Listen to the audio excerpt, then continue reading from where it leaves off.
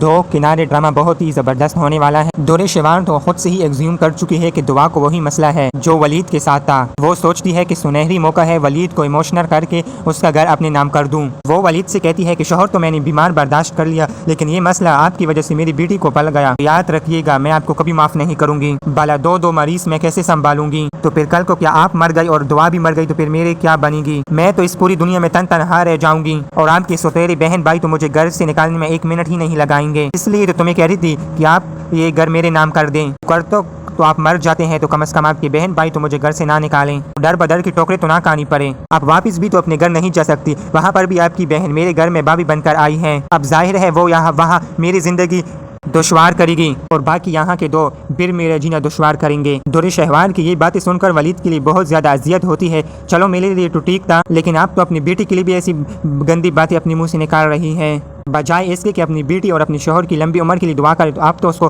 مروانا چاہتی ہے۔ دور شہوار نے تو پہلے سے ہی اپنا مائنڈ بنا لیا ہے کہ ہم دونوں نے مر جانا ہے۔ ولید دور شہوار کو اور اذیت نہیں دینا چاہتا، اس لیے اسے سمجھاتا ہے کہ ایسی کوئی مسئلہ نہیں ہے، ڈاکٹر نے کہا انہیں 15 دن میں رپورٹس آ جائے گی، ہو سکتا ہے کہ ہماری بیٹی کے ساتھ ایسا کوئی مسئلہ نہ ہو، اس لیے ڈاکٹر کہہ رہے ہیں کہ دعا کو مائنس اسی تھا اور سونی کی وجہ سے اس کی سانس میں تکلیف ہو گئی۔ تو دور شہوار کہتی ہے کہ صاف کہیں نہ کہ آپ میرے نام گھر نہیں کروانا چاہتے، اتنی گما کر باتیں کرنے کی آخر کیا ضرورت ہے تمہیں؟ 15 دن کے بعد رپورٹ آئے گی تو دودھ کا دودھ اور پانی کا پانی ہو جائے گا، لیکن آپ میری بات سن لے، اگر 15 دن کے بعد رپورٹ آئی اور کہا کہ دعا کے ساتھ وہی مسئلہ ہے جو آپ کے ساتھ تھا تو پھر میں کچھ بھی نہیں سنوں گی، آپ کو پھر گھر میرے نام کرنا ہی پڑے گا۔ پھر دور شہوار کو یاد آتی ہے کہ تیمور کو جو رنگ آئمہ کو دینی تھی وہ رنگ تو میرے پرس میں ہے۔ وہ کہتی ہے کہ میں اسے گھر لے کر جاتی ہوں، کیوں نہ کہ کوئی کسی کو سامنے آ جائے اور پھر میری چوری پکڑی جائے۔ وہ کہتی ہے کہ رنگ تو بہت خوبصورت ہے لیکن میں کوئی رسک نہیں لینا چاہتی، اور پھر دور شہوار وہ رنگ اسپتال کے ڈسٹ بن میں ہی پھینک دیتی ہے اور دل میں خوش رہتی ہے کہ آئمہ کی بارات اور رخصتی تو میں نے تباہ کر چکی ہوں۔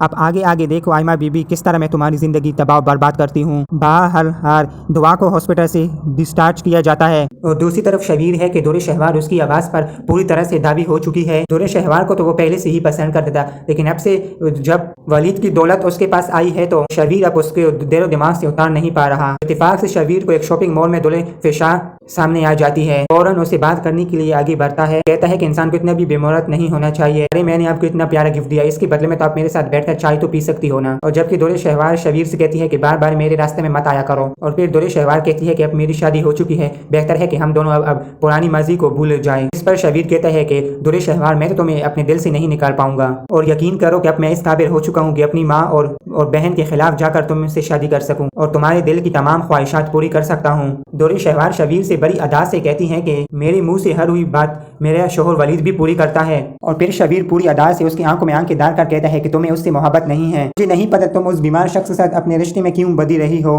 ہاں تم ابھی بھی ولید سے طلاق لینا کا فیصلہ کر لو تو پھر میں بھی اپنی بیوی کو چھوڑ کر تم سے شادی کر لوں گا۔ یہ سب کچھ ہمیں آنے والے پارٹ میں دکھایا جائے گا، تو اس لیے ویڈیو کو لائک کر شیئر کریں اور چینل کو سبسکرائب کر لیں۔ شکریہ۔